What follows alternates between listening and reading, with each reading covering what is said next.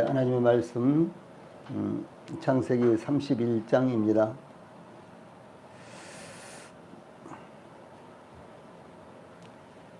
하나님의 말씀 창세기 31장 22절부터 25절까지 봉독을 해드리겠습니다.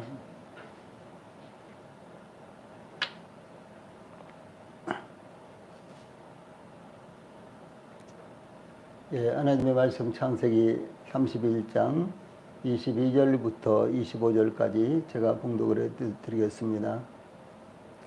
3일 만에 야곱이 도망한 것이 라반에게 들린지라 라반이 그의 형제를 거느리고 7일 길을 쫓아가 길라산에서 그에게 이르렀더니 밤에 하나님이 아람 사람 라반에게 현몽하여 이르시되 너는 삼가 야곱에게 선악간에 말하지 말라 하셨더라. 라반이 야곱을 뒤쫓아 이르렀으니 야곱이 그 산에 장막을 친지라. 라반이 그 형제와 더불어 길라산에 장막을 치고 아멘. 25절까지 봉독을 해드렸습니다. 오늘 저녁에는 창세기 31장 22절로 25절 말씀을 통해서 헛된 일념으로 삶을 낭비하는 사람, 이런 주제로 말씀을 전해드리겠습니다. 헛된 일념으로, 헛된 생각에 집중함으로 삶을 낭비하는 사람, 이런 주제가 됩니다. 야곱의 삼촌 라반의 집에서의 20년의 모습 생활을 청산하고 하나님의 말씀과 아내들의 적극적인 동의를 얻어 하란에서 얻은 가족들과 모든 재산을 이끌고 출발을 했습니다. 특히 야곱은 애삼촌 라반과 부딪힐 것을 염려하여 라반이 양털을 깎기 위해서 집을 비운 사이 그 거취를 아람 사람 라반에게 말하지 아니하고 가만히 떠났습니다. 20절 말씀입니다. 야곱이 하란에서 20년은 파란만장한 그의 생애의 한 단면과 같았습니다. 단순히 형 에서를 피해 며칠 정도 머무르려던 그의 계획은 20년을 넘긴 긴 세월이 이어졌습니다. 그 20년 동안 아내 라헬을 얻기 위해서 14년, 그의 집을 일으키기 위해 6년, 그 20년 동안 애삼촌 라반과의 갈등을 이겨내고 한 가족의 어엿한 가장으로, 또 이 성장한 야곱은 이제 그 가족을 책임져야 하는 가장이요, 아버지 이삭을 이은 족장으로서 그의 어깨에는 더 무거운 책임이 부여되었습니다. 그러므로 야곱은 온 세상의 기근을 피하기 위해서 애굽으로 내려갔을 때 애굽 왕 바로 앞에서 창세기 47장 9절 말씀, 내 나그네 길의 세월이 130년이니이다. 내 나이가 얼마 못되니 우리 조상의 나그네 길의 연조에 미치지 못하나 짧고 험악한 세월을 보냈나이다. 이렇게 수레를 했습니다. 이와 같이 모든 사람들이 짧거나 길거나 야곱과 동일하지는 않더라도 야곱과 같은 생애를 보내고 있는 것입니다. 이 수많은 우여곡절을 겪게 되는 것입니다. 많은 굴곡이 인생 가운데 있는 것입니다. 이 자신들이 선택하거나 전혀 예상하지 못했던 일들도 일어나는 것입니다. 그러므로 야곱의 성회를 통해서 우리의 인생을 조명해 보는 것은 큰 교훈이 될 것입니다. 그때 우리의 인생을 우리가 조금이라도 낭비를 덜하게 될 것입니다. 먼저 22절과 23절 말씀에는 야곱이 도망간 것을 들은 라반의 행동이 나타나고 있습니다. 야곱이 그의 모든 소유를 이끌고 유프라테스 강을 건너 길라산을 향하여 도망한 지 22절 3일 만에 야곱이 도망한 것이 야곱에게 들렸다라고 하는 것이죠. 원래 야곱이 양을 치던 곳과 라반은 그의 아들들이 양을 치는 곳이 그러니까 이 야곱이 양을 치는 곳과 이 라반의 아들들이 양을 치는 곳의 거리가 3일 길이었습니다. 이것은 이 라반이 이제 야곱의 양과 그리고 자신의 양이 서로 섞이지 않도록 하기 위해서 이러한 조치를 취했습니다. 그런데 라반의 이와 같은 지혜가 야곱에게는 기회가 되고 말았다라고 하는 것이죠. 23절 보면 라반이 그의 형제를 거느리고 7일 길을 야곱을 쫓아가 길라산에서 그에게 이르렀더니라는 말씀은 이 라반은 야곱이 그의 모든 가산을 정리하여 3일 전에 도망쳤다는 소식을 듣자 즉시 야곱을 추격했다는 것을 의미합니다. 이 라반은 야곱을 맹추격하여 7일 길을 쫓아가 길라산에서 그에게 이르렀다. 길라산에 이르러서 그를 따라잡았다라고 하는 것입니다. 이 당연히 라반은 야곱을 죽여가면서 단신으로 뒤쫓아갔던 것이 아니라 그의 형제를 거느리고 죽였다라고 이렇게 말씀하고 있죠. 23절에. 이 아브라함이 그의 조카 롯이 구달로멜에 저 북방 구달로멜에 이 동맹군에게 사로잡혀 끌려갔다는 소식을 듣자 창세기 14장 14절 보면은 집에서 길리고 훈련된 자 318명을 거느리고 뒤쫓아가서 되찾아왔다라고 증가하고 있습니다. 이 라반이 그들은 그의 형제 그랬죠. 이것은 라반의 일가 친척으로서 우리 영문에서는 영문 보면 이렇게 나와 있습니다. 그래서 이 라반의 일가 친척으로서 그의 사병과 같은 자들이었습니다. 라반은 야곱을 충분히 제압할 수 있는 사병들을 이끌고 야곱을 추격했다라고 하는 것입니다. 야곱이 그의 가족들과 재산을 이끌고 밧단 아람에서 길라산까지 7일 동안 이동했다는 것은 야곱이 가능한 빨리 하란을 멀리 이동함으로 혹시도 모를 라반의 추격을 완전히 따돌리려고 했던 것입니다. 야곱이 그의 모든 가족들과 재산을 이끌고 밧단 아람에서 길라산까지 매우 빠른 속도로 이동했다는 것은 얼마나 야곱의 마음이 조급했는가, 혹시도 붙잡힐지도 모르겠다라고 우려했는가라는 것을 나타낸 것입니다. 만약 라반에게 추격당한다면 모든 것을 다 잃어버릴 수도 혹은 하란으로 되돌아가지 않으면 안 될 위기에 처할 수도 있었기 때문에 야곱은 참으로 조급했던 것입니다. 그러나 라반 역시 야곱을 반드시 잡아야 하겠다는 일념으로 이제 그런 마음으로 야곱의 뒤를 뒤쫓았습니다. 밧단 아람에서 라반이 야곱을 추격하여 야곱에게 이른 길라산까지는 약 570km의 아주 먼 거리입니다. 서울에서 부산까지가 400km라고 한다면요, 560km는 굉장히 먼 거리죠. 그 거리는 장정이 매일 쉬지 않고 걸어도 10일 이상 걸리는 이와 같은 먼 거리입니다. 그러므로 라반이 야곱을 붙잡은 것은 야곱이 하란을 출발한 지 10일이 지났을 때였고, 이 라반은 하루에 약 80km의 속도로 7일 동안 매우 빠르게 뒤따라가므로 야곱에 대한 라반의 분노의 마음이 얼마나 맹렬히 불타고 있었는지를 나타내는 것입니다. 야곱은 혹시 붙잡힐지도 모르겠다라고 생각을 하고 그의 가족들과 그의 모든 재산을 이끌고 그야말로 불같이 도망을 쳤고, 그리고 또 라반은 어떻게 해서든지 야곱을 붙잡으려고 그야말로 모든 힘을 다 기울여서 야곱을 뒤쫓아갔다라고 하는 것입니다. 이제 야곱은 20년 동안 천신만고 끝에 얻은 가족들과 재산과 생명까지도 잃어버릴 위기에 처하게 되었습니다. 야곱이 이와 같이 라반에게 추격당할 수밖에 없었던 것은 자신의 가족들, 즉 아내자들과 많은 가축대와 함께 이동해야 되는 이 기동성 문제와 또 길라산지에 험준한 산악길의 지형적인 문제가 겹쳤기 때문에 야곱이 최대한으로 빨리 간다고 갔지만은 그러나 이제 라반에게 붙잡히고 말았던 것입니다. 그래서 야곱으로서는 더 이상 추격해 오는 라반을 따돌릴 수가 없었다라고 하는 것입니다. 야곱의 삼촌 라반에게 알리지 않고 가만히 떠난 것은 예의는 아니었죠. 사실은 그렇죠. 20년 동안이나 묵고 있었고 그리고 장인인데 그래도 인사는 하고 떠나야 되었지 않겠습니까? 그러나 이 라반의 심성과 성품을 알게 된 야곱으로서는 지혜로운 선택이었다라고 할 수가 있습니다. 왜냐하면 이제 서로 대면해 봐야, 그리고 가겠다고 이렇게 해봐야 거기에는 좋은 일이 일어나기는커녕 어려운 일들이 발생할 가능성이 충분히 있었기 때문에 야곱이 슬그머니 알리지 않고 가만히 떠났다고 하는 것입니다.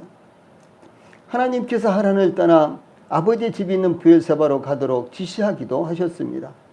또한 야곱의 두 아내도 하란을 떠나는 것에 동의했습니다. 그런데 오히려 야곱의 아내들은 야곱에게 설득되었다기보다는 더욱 적극적이었습니다.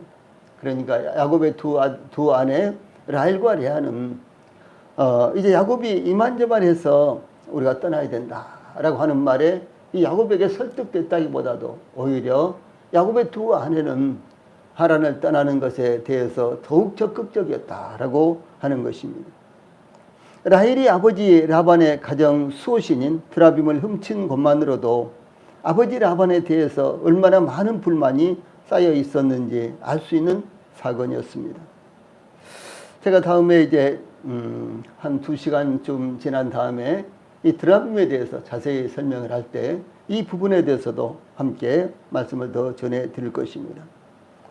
이 야곱은 두 아내들을 설득하기 위해서 힘을 다해서 라반을 섬겼다는 것과 라반을 섬긴 기간, 라반이 무려 그 기간 동안에 10번이나 품삯을 병행했던 것. 그러나 라반이 야곱과의 약속을 임으로 바꾼 것을 하나님께서 무효화시킨 것에 대해서 6절로 9절에 보면 야곱이 자세히 설명하고 있지만 그것이 그의 두 아내들의 마음을 바꿀 수 있게 한 것은 아니었다라고 하는 것입니다. 야곱의 두 아내 라헬과 레아는 15절 16절에 보면 아버지가 우리를 팔고 우리의 돈을 다 먹어버렸으니 아버지가 우리를 애국인처럼 여기는 것이 아닌가. 하나님이 우리 아버지에게서 취하여 가신 재물은 우리와 우리 자식의 것이라고요. 이 아버지 라반에 대해서 야곱보다도 더 큰 불만을 갖고 있었던 것입니다. 야곱의 두 아내 라헬과 레아는 라반이 마치 노예를 팔듯 자신들을 팔아 먹어버렸다라는 극단의 말을 서슴지를 않았습니다. 그러므로 야곱의 이 두 아내들이 아버지 라반에 대해서 얼마나 큰 불만을 마음 가운데 품고 있었는가라는 것을 말하는 것입니다. 그러므로 야곱은 그의 소원과 하나님의 지시하심과 두 아내들의 지지를 얻어 하란에서 출발했던 것입니다. 그런데 그것으로 모든 것들이 다 끝나는 것이 아니라 이제 더 어려운 순간이 극적으로 다가오고 있었지만 그러나 야곱은 그것을 알 수가 없었습니다.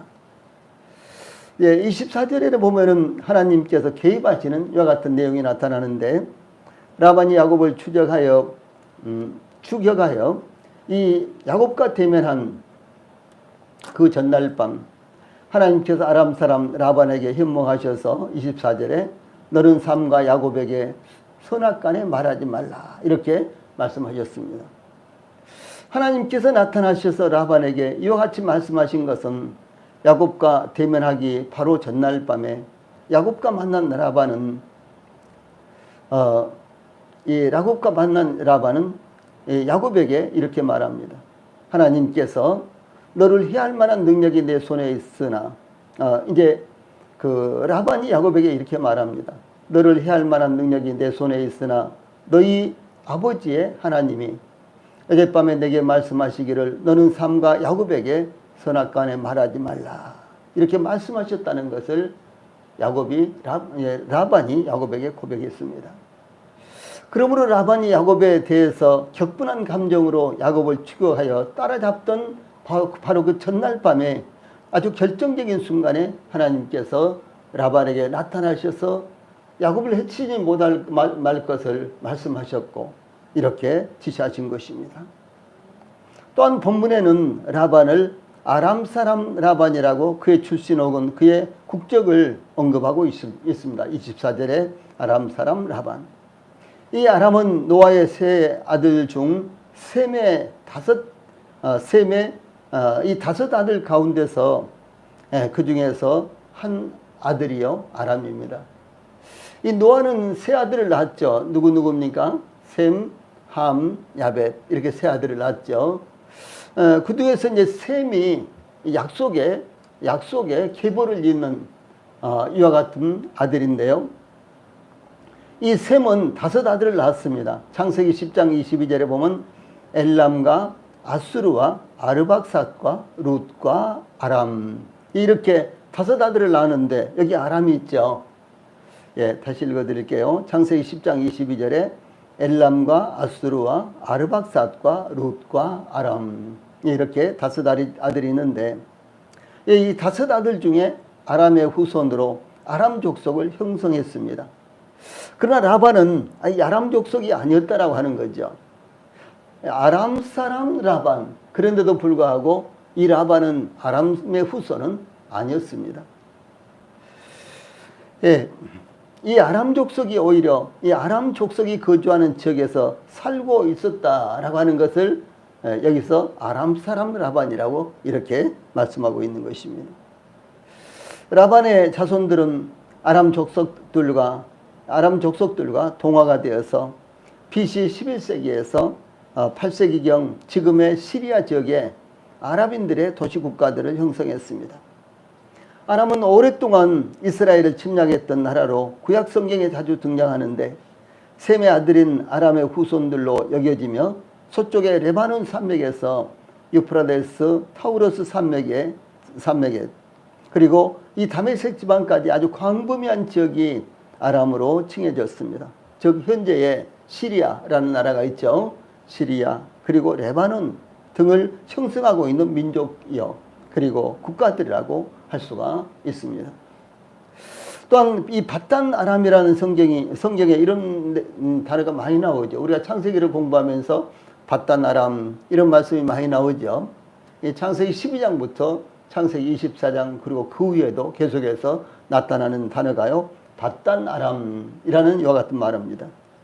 이 바단 아람은 아람인의 벌판이란 뜻입니다. 그러니까 아람인들이 살고 있는 그 벌판, 그것을 가리켜서 바단 아람이라고 이렇게 부르는데, 그것이 바로 하란, 아람, 메소포타미아, 그리고 바단 아람 등등이 거의 유사하게 같은 의미로 사용됩니다. 이런 말은 모두 다 지명인데, 땅 이름, 지역 이름인데 이런 말들이 거의 비슷하게 사용이 되고 있습니다. 그래서 아람인들의 벌판이라는 뜻으로 메소포타미아의 북부 지역에 거주하는 지역을 의미하며, 이삭의 아내 리브가에 대해서요, 창세기 25장 20절에 이삭은 40세에 리브가를 취하여 아내를 삼았으니 리브가는 바단 아람의 아람 족속 중 부두엘의 딸이요 아람 족속 중 라반의 누이였더라. 이렇게 출생 지역을 언급하는 것이고요. 여기 이제 창세기 25장 20절 이 지역과 관련해서 참 중요한 말씀입니다. 여기 보면은 이 바단 아람의 아람 족속 중 부두엘의 딸이요 아람 족속 중 라반의 누이였더라. 그래서 이 라반이 조금 전에 제가 이 바단 아람 이 아람 사람 라반이라고 했을 때요, 이 라반이 아람 인종이 아니라 아람 족속이 아니라 아람 사람들이 살고 있는 그 지역 출신이다라고 이렇게 말씀을 드렸죠. 그런데 여기에서 보면은 이 리브가는 누굽니까? 리브가는 라반의 누이예요. 라반의 누이 동생입니다. 그런데 이 라반의 누이인 이 리브가에 대해서요, 아람 족속 중 바단 아람의 아람 족속 중 부두엘의 딸이요 아람 족속 중 라반의 누이였더라. 이 아람 족속이라고 두 번이나 나온단 말이에요. 예.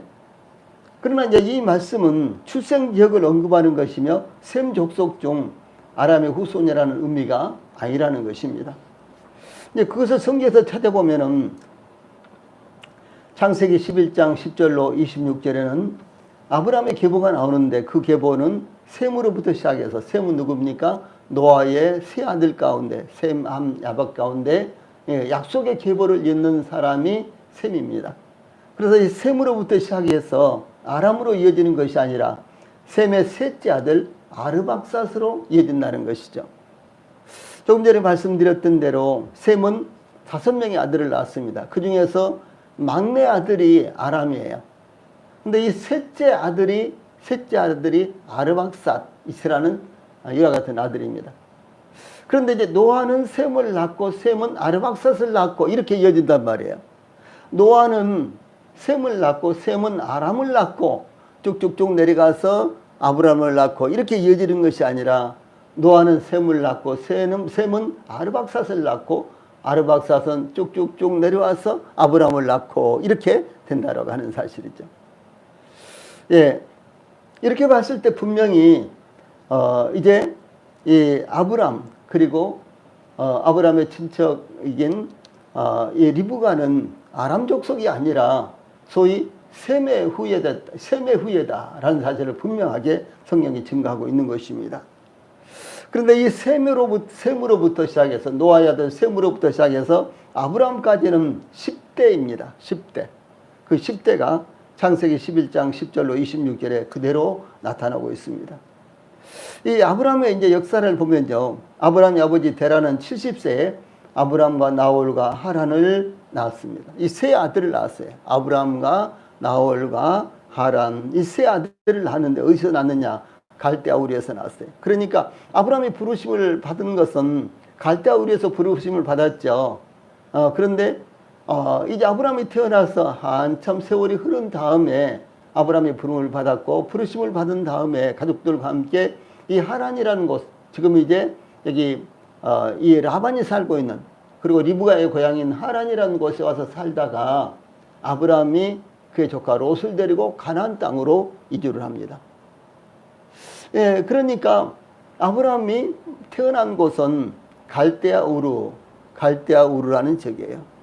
갈대아 우르는 우리 성도들이 지도를 살펴보면 금방 알 수가 있는데 유프라테스 강과 티그리스 강이 바다에서 만나는데 바다 쪽에서 만나요. 그러니까 자 티그리스 강은 우리가 지도를 보면 오른쪽에 있고 유프라테스 강은 왼쪽에 있는데 이 강이 쭉 흐르다가요.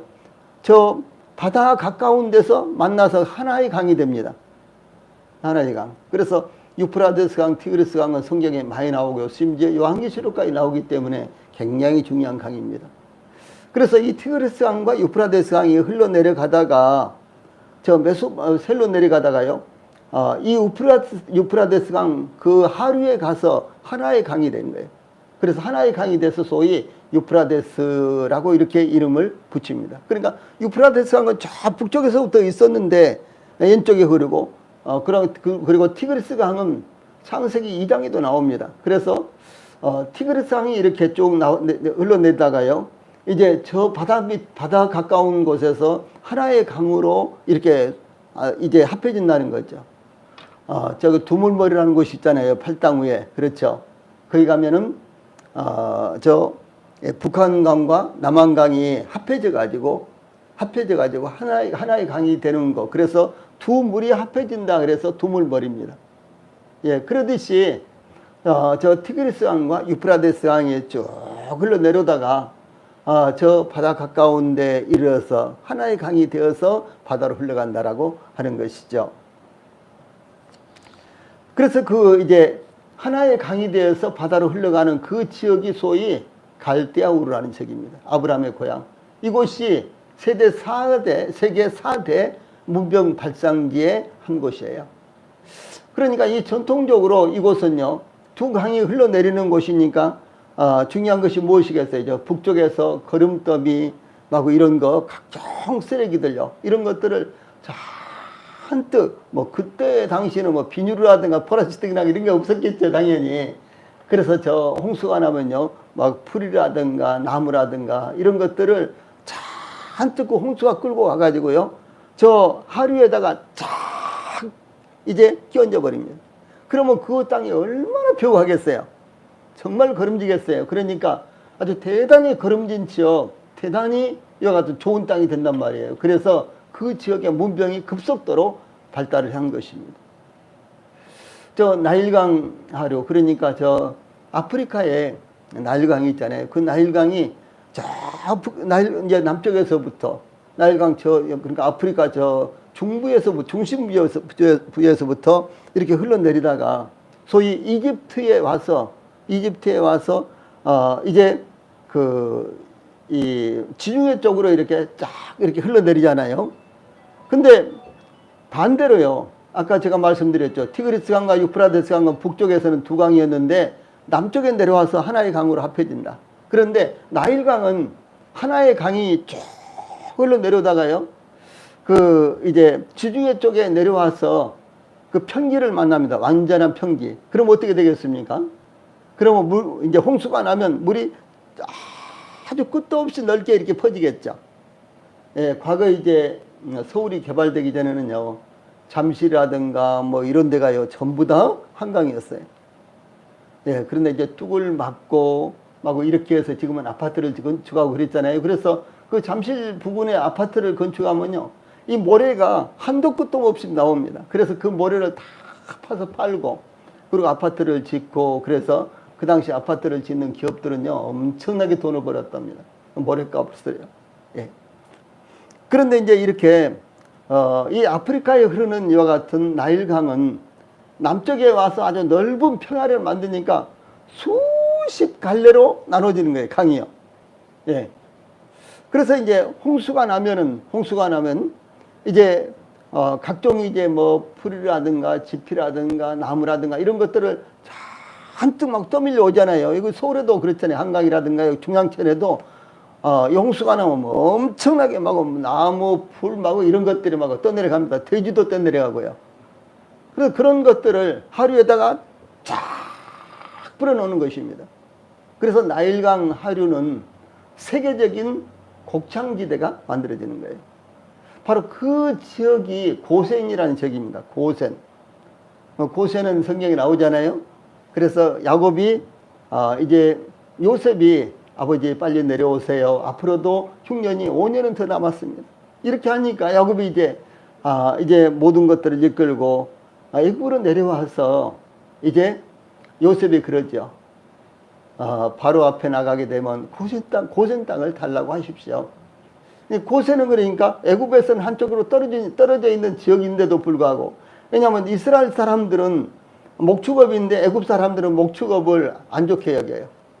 예, 그러니까 서로 상존할 필요도 없고 서로 부딪힐 염려도 없고, 이제 그래서 고센 땅을 이제 달라고 하십시오. 그래서 야곱이 애굽으로 내려와서요, 고센 땅에서 거하게 되는 거예요. 그 고센 땅이 바로 나일강 하류로서요, 아주 그야말로 천연적인 이 초원지대를 형성하고 있고, 자연적인 이와 같은 곡창지대를 형성하고 있는 아주 좋은 땅입니다. 예, 자, 이야기가 이제 다른 데로 많이 흘렀는데요. 그래서 이제 아브람의 아버지 데라는 70세에 아브람과 나홀과 하란을 낳았는데, 이 하란은 아브람과 나홀과 하란, 이 세 아들을 낳았어요. 그런데 이 세 아들 가운데 하란은 롯을 낳고, 아브람의 조카 롯이 창세기에 쭉 나오죠.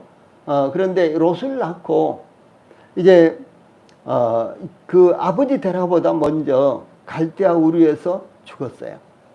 이것이 창세기 11장 28절에 나옵니다. 이 갈대아 우르에서 아브람의 부름을 받았을 때 이제 아브람의 아버지 데라가 그 가족들을 이끌고 이제 하란으로 올라가죠. 그런데 이제 하란으로 올라가는 이유가요.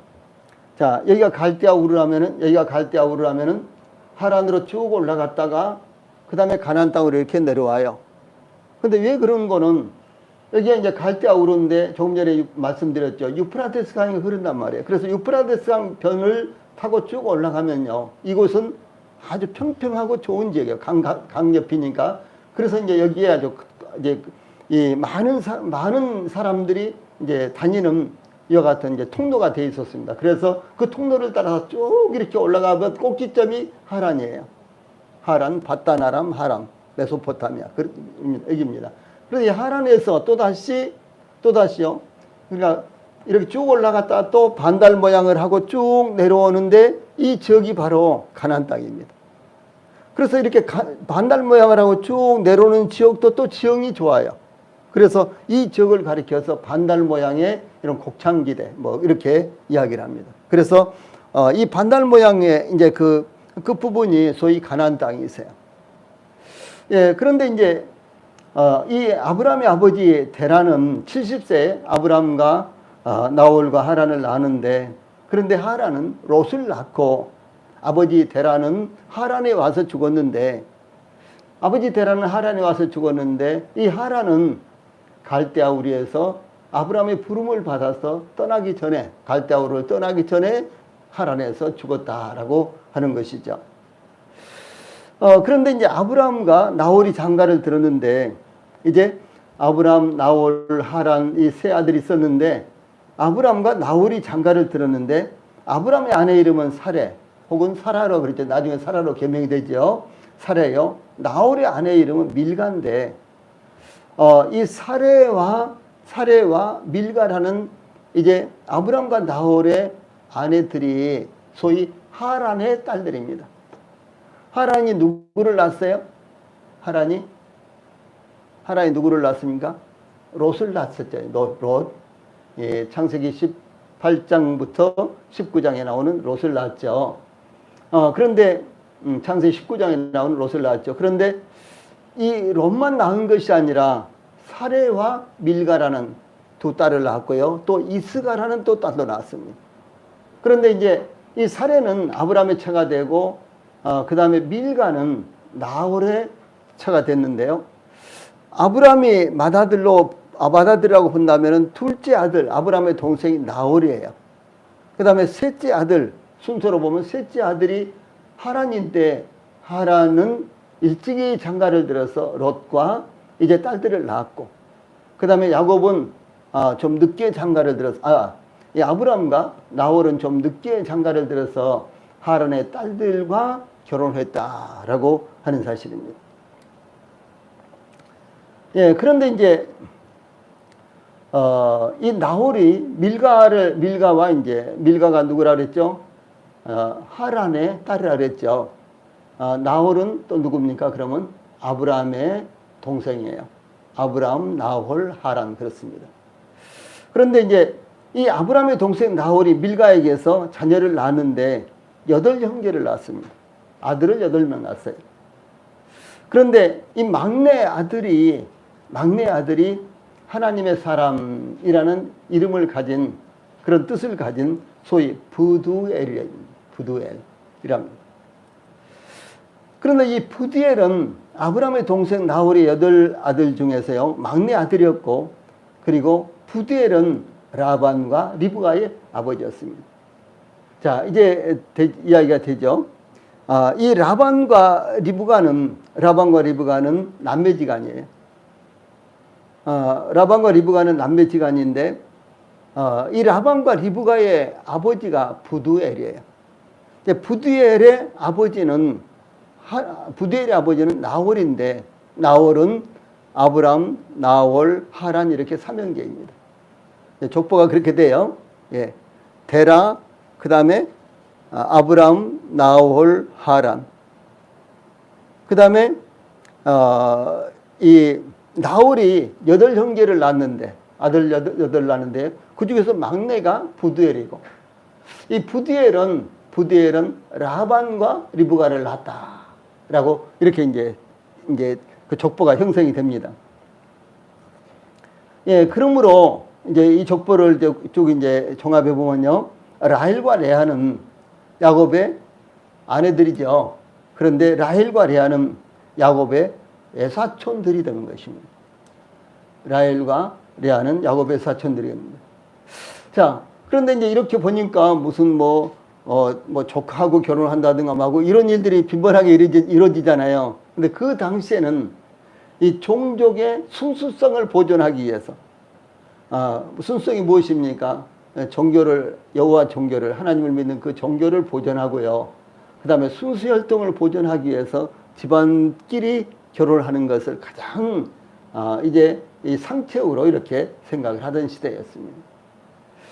예, 그래서 이제 라반과 리브가는 이 라헬과 레아는 야곱의 사촌들이었는데 이렇게 족보를 자세히 살펴보는 것은 아람 사람 라반이라는 말씀이 라반이 이 셈의 아들들 중에서 아람의 후손이 아니라 셈의 아들 가운데 이제 그 아람이라는 아들이 있었다 그랬죠. 셈의 5 아들 가운데 아람이라는 아들이 있었는데 그 아람의 후손이 아니라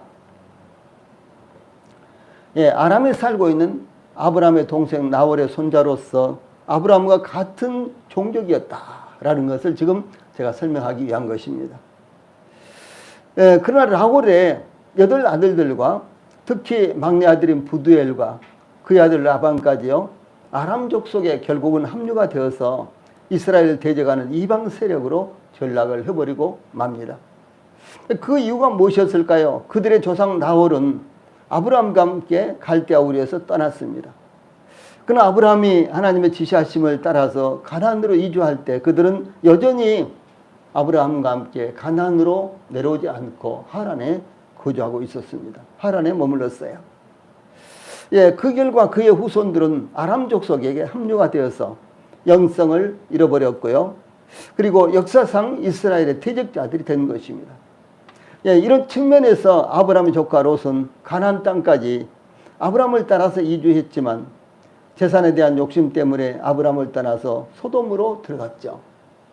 이 소돔성으로 들어가는데 결국 소돔과 고모라와 함께 모든 것을 잃어버렸고 두 딸들을 통해서 이루어진 후손들은 모압과 암몬이 형성이 됐죠.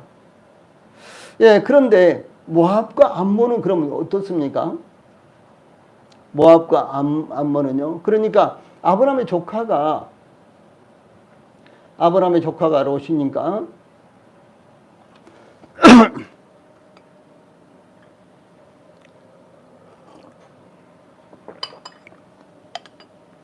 이 롯과 이삭은 사촌이에요.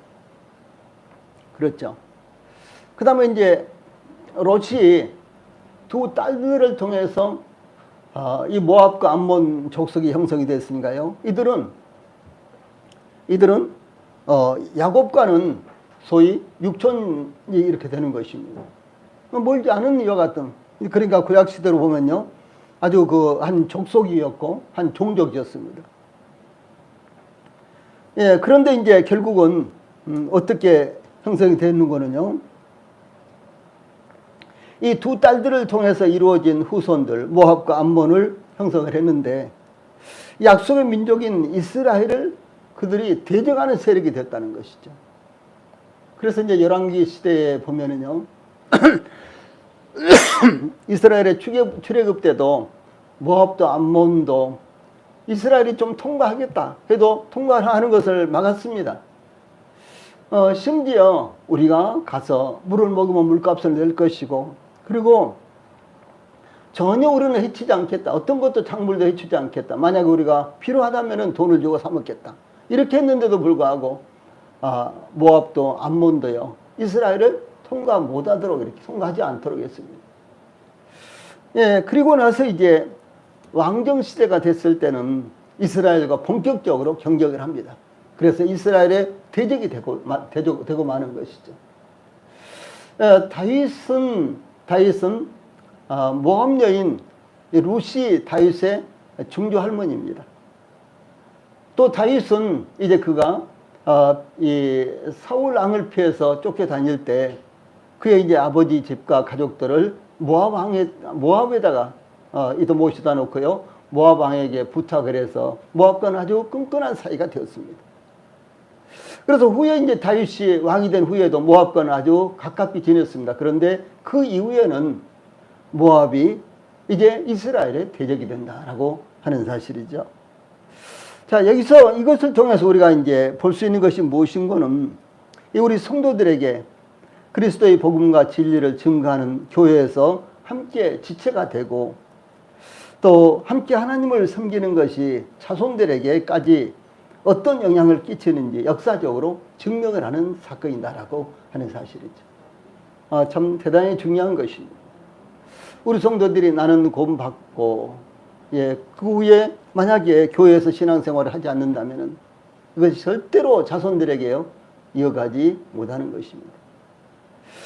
저는 몇몇 이 구원받은 성도인데도 불구하고 이 교회와 서로 맞지를 않아서 이제 그 부부가 나와서 이 자녀들과 함께 자기 집에서 뭐 예배를 드리고 이제 그렇게 한다고 이렇게 하는 이야기를 몇 군데서 듣습니다. 그래서 저는 이제 그들에게 그것이 결코 이 자녀들에게 본인들도 마찬가지지만 자녀들을 위해서 그것이 좋은 일이 아니다. 세월이 가면 영성이 흐려지고 이 교제라는 것의 중요성, 또 몸이라는 것의 중요성, 물론 뭐 가족들만 모여도 주님의 교회가 될 수가 있습니다.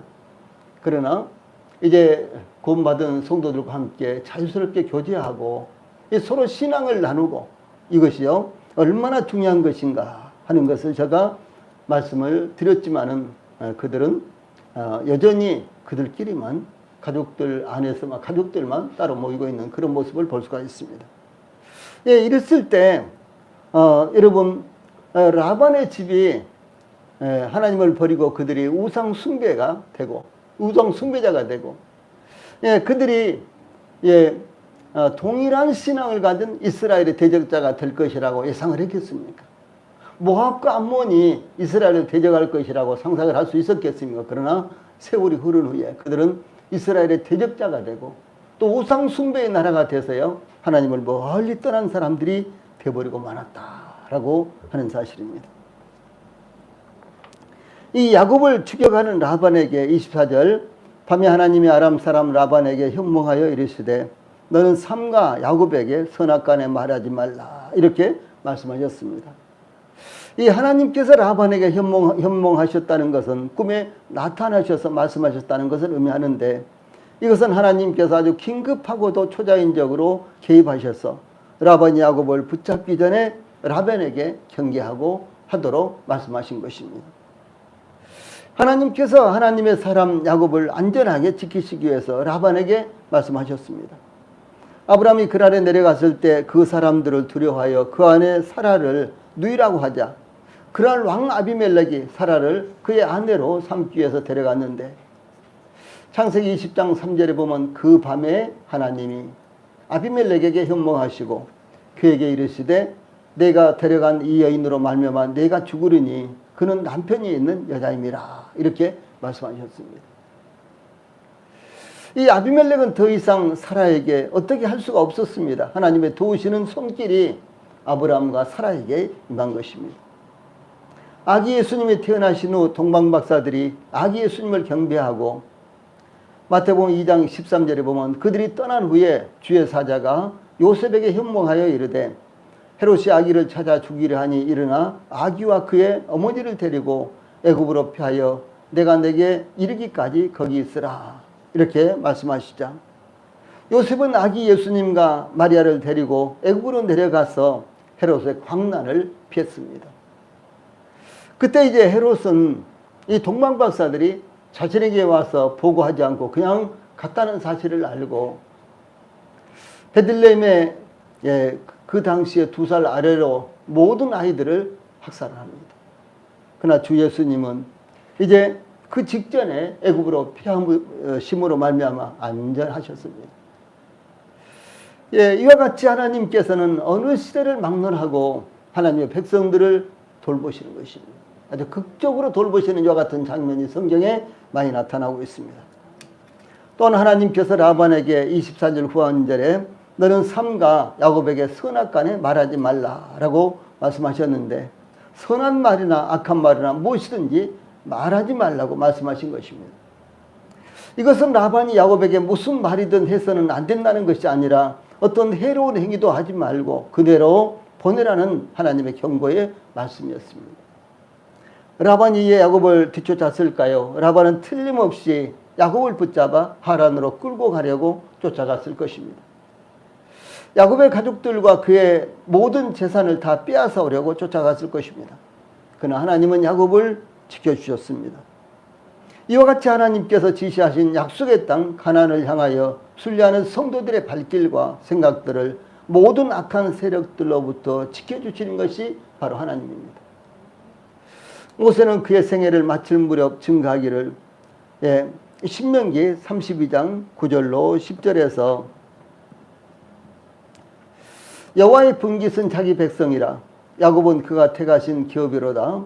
여호와께서 그를 황무지에서 짐승이 푸르짖는 광야에서 만나시고 호위하시며 보호하시며 자기의 눈동자같이 지키셨도다. 이렇게 말씀하셨고 이 선지자 이사야는 이사야서 31장 5절에서 새가 날개치며 그 새끼를 보호함같이 나 만군의 여호와가 예루살렘을 보호할 것이라 그것을 호위하며 건지며 뛰어넘어 구원하리라. 이렇게 증가하신 말씀을 우리 성도들도 기억하시고 경험하시기 바랍니다.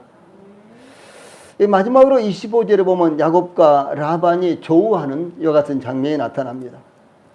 야곱은 7일을 급하게 이동하여 길앗산에 도착했고 라반도 7일을 추격하여 야곱이 당도한 길앗산에 도착을 했습니다.